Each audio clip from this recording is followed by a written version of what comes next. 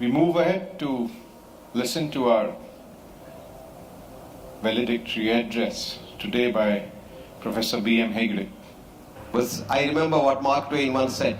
Human brain, he said, is a wonderful organ which starts to function from the time you are born, he said. Of course, he was wrong. From the time you are made in your mother's womb.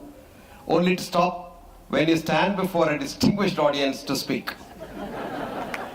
So from now on, I'll speak from my spinal level. So education is really trying to bring the best out of man. And what is yoga? Yoga is not asana. Yoga is not pranayama. Yoga is also a kind of bringing the best out of you.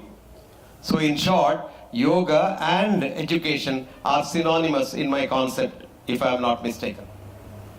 So instead of having a conference on both these things, we can have conference on one thing. That's educating mankind to be man and a woman, rather than, I can't even say animal, because animals are sometimes much better than us. So if you want to be a yogi, you have to be a good human being. That is what is called, in my concept, that is what is called culture. Culture is what one does when no one looks at you. That is why the Indian Sanatana Dharma says, Vakevam kritayevam sajjanam, Vakaivam kritayevam durjanam. If you do what you say and say what you do, you become a sajjana, a good human being. And if you do something and so say something, that's what most of our leaders and so-called people do. They are called durjanas, bad people.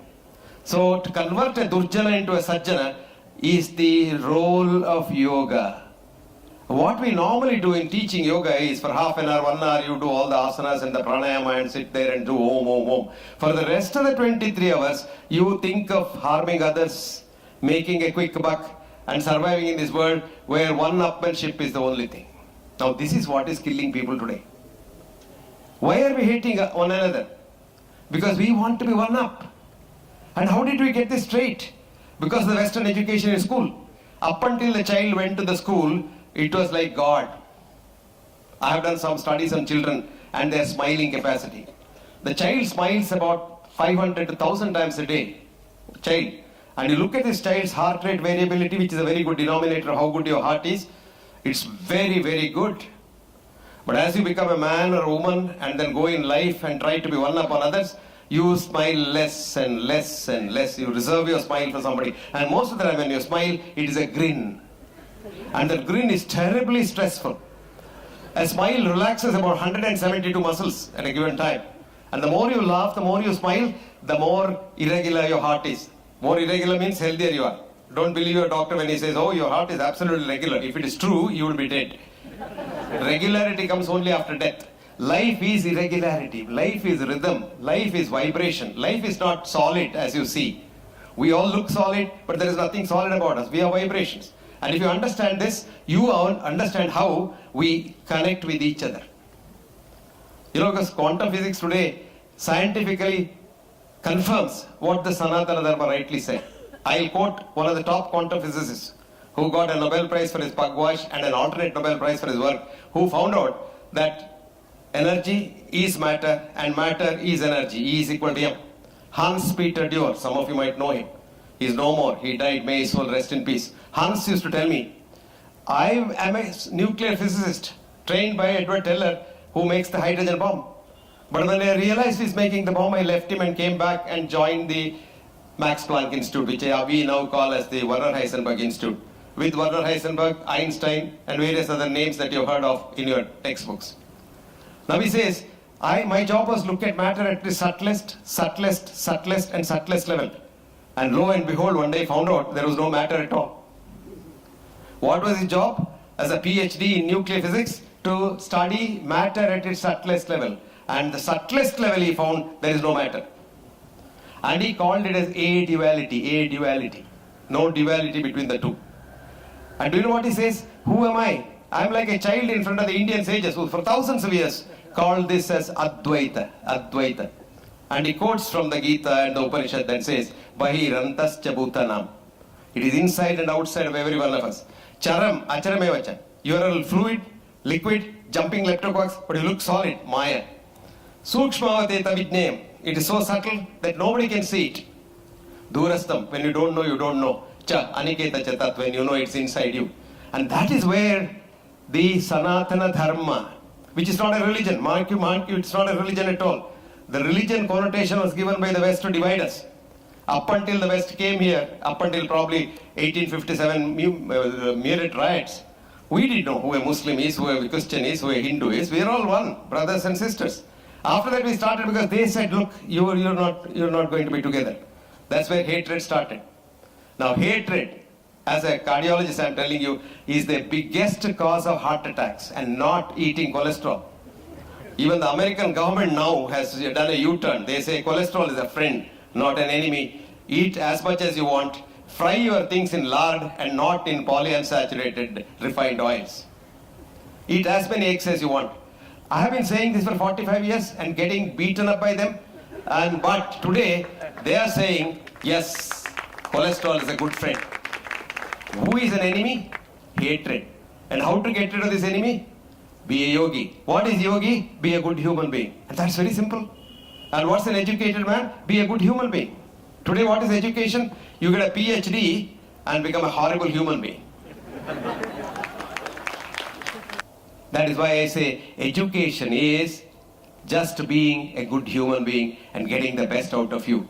And yoga is getting the best out of you. So where is the difference? Why this fuss about the thing? But our effort should be to transform society into a tranquil society. Friends, let us change the educational system also. You know what? When we become a yogi, you don't have to go to work. Remember that? You want to go to work. There's a difference. When you become a real yogi, you do pranayama, simply do pranayama, and you want to go to work. But most of us have to go to work for the salary. That is distress. When you become a yogi, you want to help others. Because paropakarartham idam shariram. So friends, let us all become yogis. Automatically you spread that radiation. Because quantum physics now says, your good leptoquarks jump onto others. And your photon, when it vibrates here, a counter photon may be vibrating in somewhere in Boston, maybe Timbuktu. This is called what Einstein, who didn't understand quantum physics, said, spooky action at a distance. So let us not do all these unnecessary things. Let us become Indians, let us become yogis, let us become educated, which automatically makes you humble. And when we are humble, we develop.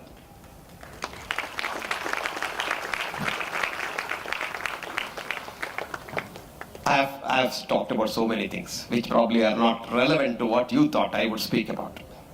But unfortunately this happens by calling asses like me. You don't expect to get what you want to get. But I thought I am here to give you a cafeteria approach. The camp approach is everybody gets, say, bread and or jam or something like that in the morning. But in a cafeteria approach, I want idli, I want dosa, I want something, you get it. So I thought I am giving you a cafeteria approach of telling you what yoga is all about, because I myself have to understand a lot about yoga, though I've been doing it for long. But let me tell you something as a doctor, on my own self.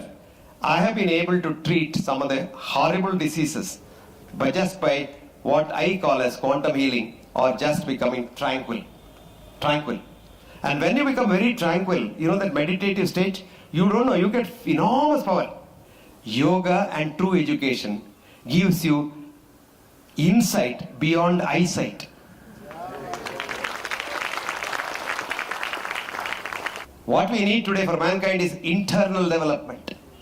We have to do internal development of human cells, and that can be done according to our Sanatana Dharma through yoga and a proper education. And may this Kaivalyadhama spirit started by Guruji go on till the sun and the moon shine on the planet, and may it attract. So friends, let us be one family, family of mankind. Let us have one religion, religion of love. And let's have one science, the science of yoga. And let's have one education of transforming yourself. Thank you very much.